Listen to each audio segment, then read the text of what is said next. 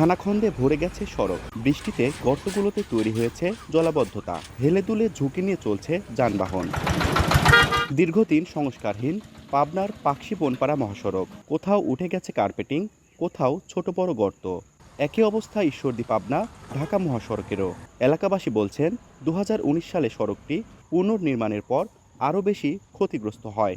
বর্তমানে চলাচল অনুপযোগী হয়ে পড়েছে মহাসড়কটি। প্রায় দুর্ঘটনায় হচ্ছে হতাহতের ঘটনা, বিকল হচ্ছে যানবাহনের যন্ত্রাংশ। চলাফেরা করতে ভাই আমাদের বিভিন্ন ধরনের সমস্যা হচ্ছে। আমাদের যেমন পাতি সেটের সমস্যা হয়, হ্যাঙ্গার ভাঙ্গার ভাঙে যায়, অনেক ধরনের চাকা-মাকা বাস্ট হয়, গাড়ি চালায় অনেক সময় গাড়ি পল্টি খেয়ে যায়। মানে এইসব রাস্তায় চলাফেরা করার মতো না, প্রযোজ্য না রাস্তাটা। ১৫-২০ দিনের ভিতর না হলেও ৩৫টা গাড়ি মারই খাইছে, উল্টায় গেছে, পোল্টি খাইছে, মার খাইছে, সামনে সামনে মার খাইছে, আমারটাও মার খাইছিল। এই রাস্তার কারণে লক্ষ লক্ষ টাকা ক্ষতি আছে।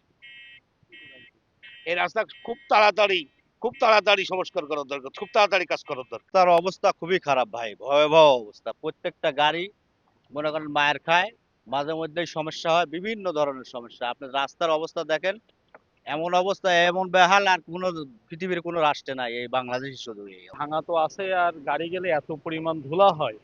আমরা লোকাল এই মোটরসাইকেল প্লাস অটো যাত্রীরা মানে এই রাস্তা দিয়ে চলাচল করে আমরা অ্যাজমা, শ্বাসকষ্ট হয়ে যাচ্ছে, এরকম একটা অবস্থা।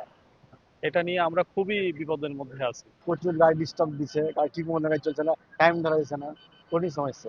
সমস্যা বহুত হচ্ছে, যানজট লাগে যায়, টাইম ধরা যায় না, গাড়ি ডিস্টার্ব দেখা যায়। রেলগেট থেকে শুরু করে চেয়ারম্যানের ডাল মানে মোল্লাডুলি বাজার পর্যন্ত রাস্তার বেহাল দশা। আর ওখান থেকে রাজাপুর থেকে আবার বনপাড়া বাজার, এই একই রকম অবস্থা, কোনো জায়গায় কোনো নাই, সব জায়গায় গ্যাপ। রাস্তার দ্রুত কাজ করা দরকার।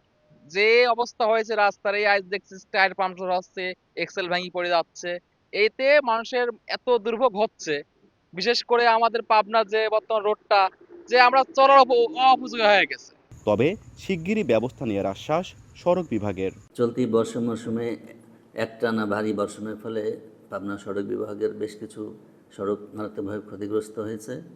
আমরা ক্ষতিগ্রস্ত অংশ দ্রুত মেরামতের ব্যবস্থা করেছি। ইতিমধ্যে আমরা বেশ কয়েকটি সড়ক মেরামত করেছি এবং বাকি সড়কগুলো দ্রুত সময়ের মধ্যে সম্পন্ন করব। এবং আমরা কিছু কিছু সড়কে পিএমপি সড়ক মেজর প্রকল্পের আওতায় আমরা প্রোগ্রাম নিয়েছি মেরামতের লক্ষ্যে। পাবনা জেলায় ৩টি মহাসড়ক রয়েছে। পাবনা জেলায় মোট 2টি হাইওয়ে পুলিশের থানা রয়েছে। একটি পাকশী হাইওয়ে, অপরটি মাতপুর হাইওয়ে থানার ওসির দাবি 1 বছরে এই সড়কে প্রাণহানি হয়েছে 19টি। আর পাকশী হাইওয়ে থানা পুলিশ বলছে 6 মাসে নিহত হয়েছেন 7 জন। সবুজ মোল্লা, সময় সংবাদ, পাবনা।